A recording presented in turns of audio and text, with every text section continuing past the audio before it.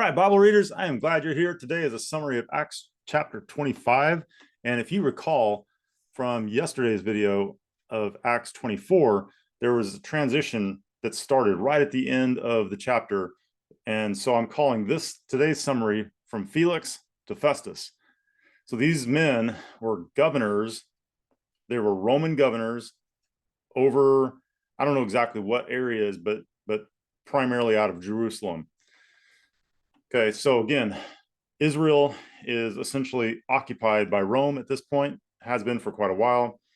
And there's just been there's a change of governors because there had been some complaints about Felix. Felix lacked integrity. Okay, and we saw that a little bit in Acts 24. So on to Acts 25.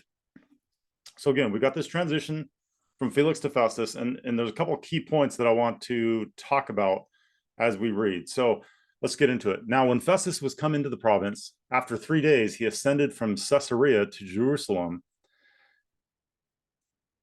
And I think that's probably the answer as far as what, the Romans considered this area a province. And so he ascended from Caesarea to Jerusalem. And so maybe that's an indicator of the area that he governed. But anyway, verse 2. Then the high priest and the chief of the Jews informed him against Paul and besought him. Okay, so this wicked religious leadership of the Jews wasted no time once there was a new governor, because Felix had essentially been appeasing them and keeping Paul in prison, even though it was against Roman law. Okay, and that's part of what caused the Caesar to remove Felix, because there had been complaints about his lack of following Roman law. Anyway, not to get too much into the history of it, but just so you understand that Felix had been appeasing the Jews, but against Roman law, because Paul had not been properly accused of any crime. All right, and so this new governor, Festus, is seated, and the Jewish religious leadership wastes no time getting in his ear saying wah, wah, wah about Paul, right? Verse 3, and desired favor against him, and that he would send for him to Jerusalem, laying wait in the way to kill him. So in other words, this is why I call it the wicked Jewish religious leadership, because they just wanted to kill Paul. They had no accusation that was meaningful.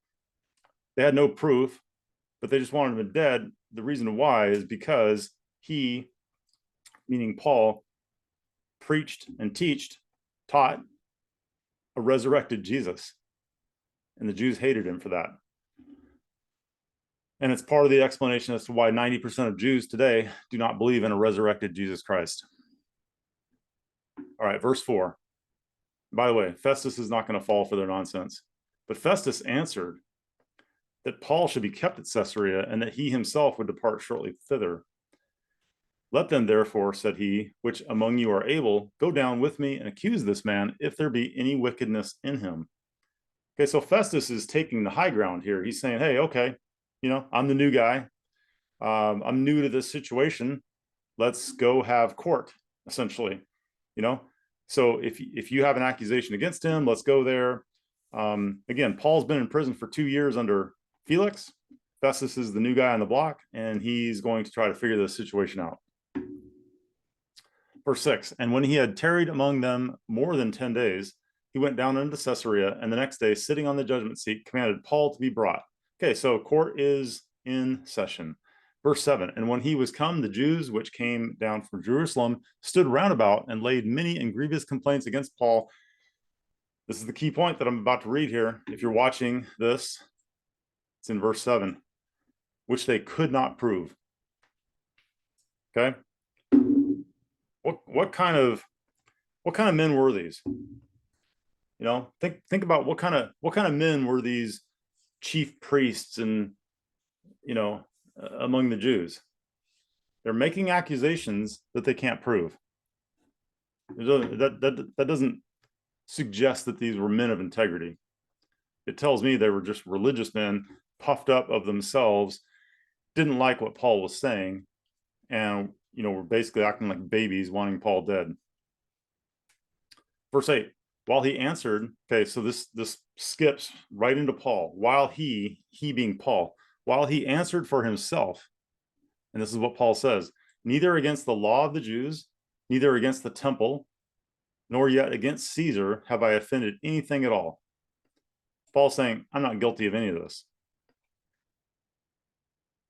Verse 9, but Festus, willing to do the Jews a pleasure. Okay, now remember, think about who Festus is. He's a Roman governor. Rome is occupying Israel. And so he's essentially a politician, no different than today, where, like the state that I live in, it's somewhat racially divided. I live in the South in the United States, and there is still racial division after all these years.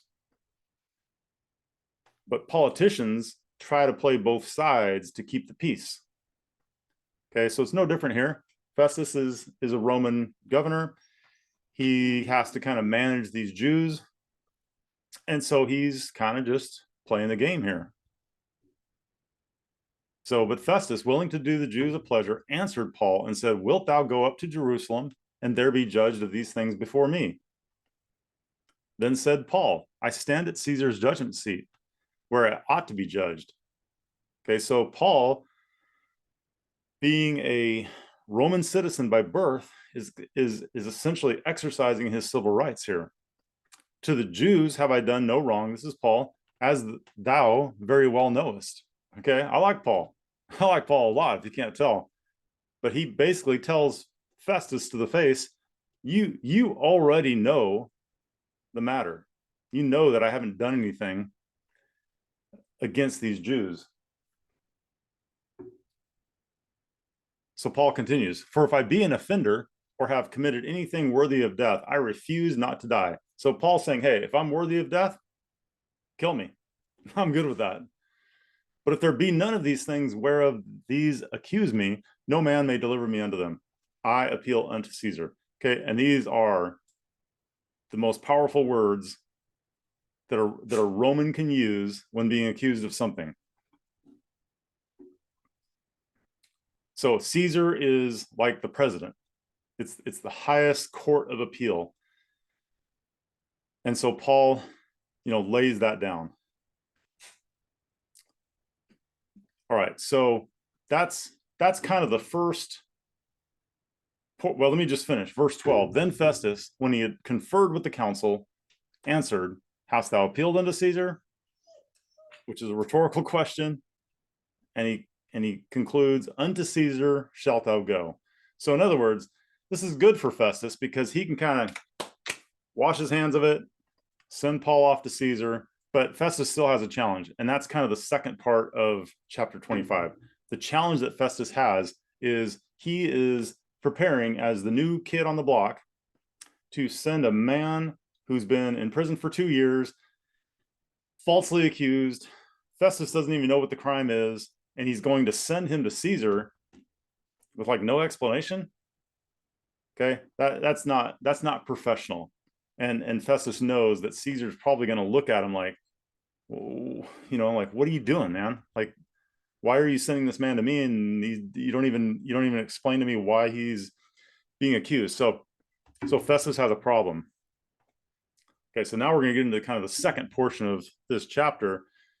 So after certain days, King Agrippa and Bernice came unto Caesarea to salute Festus. So I don't know, maybe these guys were friends in different places because Festus, he's been a politician for a while, and a king is above a governor, but not above Caesar. So you see kind of the pecking order here. We have Caesar, then we have King Agrippa, then we have a governor, which in this case is Festus.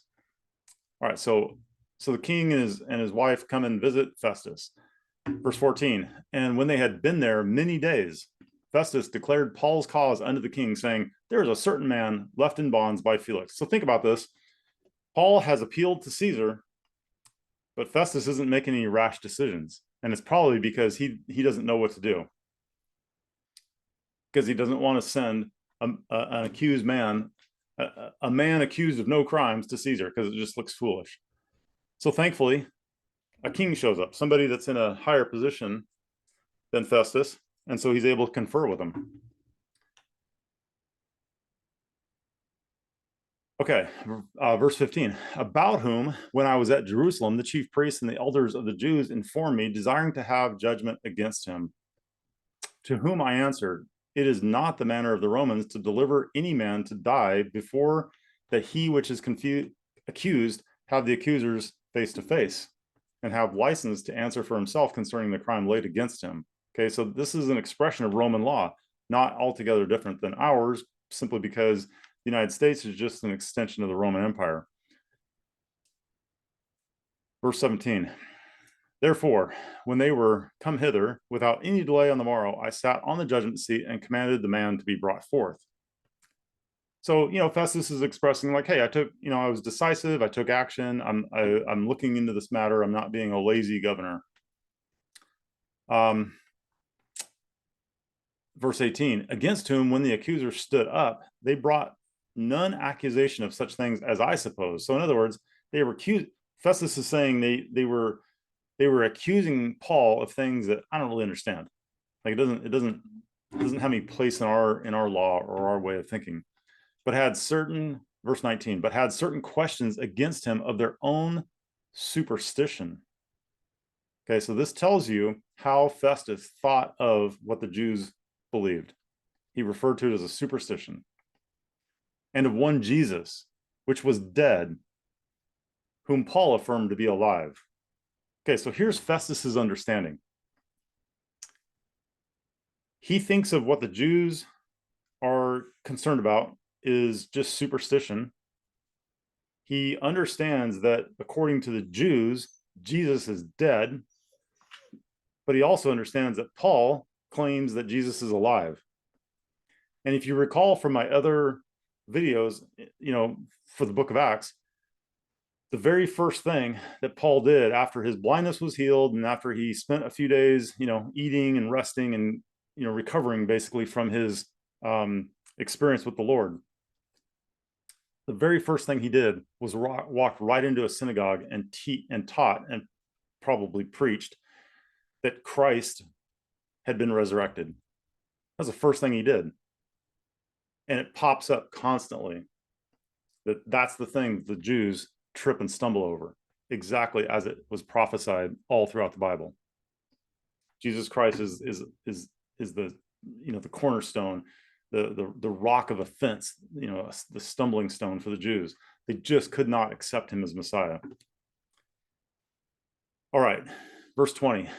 And because I doubted of such manner of questions, in other words, Felix is saying, or Festus is saying, I don't know about these things, and honestly, the way it's expressed here is it's almost like Festus doesn't really care.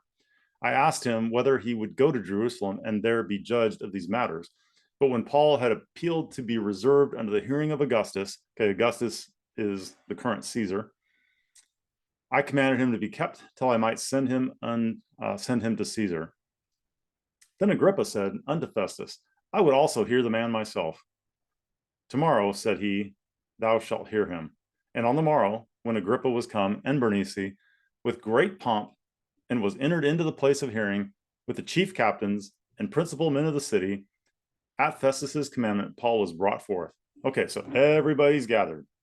Paul has almost become kind of like a spectacle, like it's the Paul circus. Let's go see what Paul has to say. Verse 24, and Festus said, King Agrippa, and all men which are here present with us, ye see this man, about whom all the multitude of the Jews have dealt with me, both at Jerusalem and also here, crying that he ought not to live any longer. Okay, so Festus is making it clear to King Agrippa that the Jews want Paul dead. But when I found that he had committed nothing worthy of death, and that he himself had appealed to Augustus, I have determined to send him, of whom I have no certain thing to write unto my Lord. Okay, this is what I was talking about a minute ago. Festus's problem is he needs to send Paul to the Caesar, but he doesn't even know what to explain to the Caesar about what's going on. Of whom I have no certain thing to write unto my Lord, wherefore I have brought him forth before you, and especially before thee, O King Agrippa, that after examination had, I might have somewhat to write. For it seemeth to me unreasonable to send a prisoner, and not withal to signify the crimes laid against him. Okay, so that's chapter 25. The next chapter is where Paul's going to be talking a lot more, and there's going to be a lot of back and forth engagement, and Festus is going to figure out what his explanation is to Caesar about Paul. So that's what I got for you today, and I hope that that helps in your understanding of God's words. And hey, if you haven't subscribed yet, please do, and I look forward to seeing you again. Thanks for being here.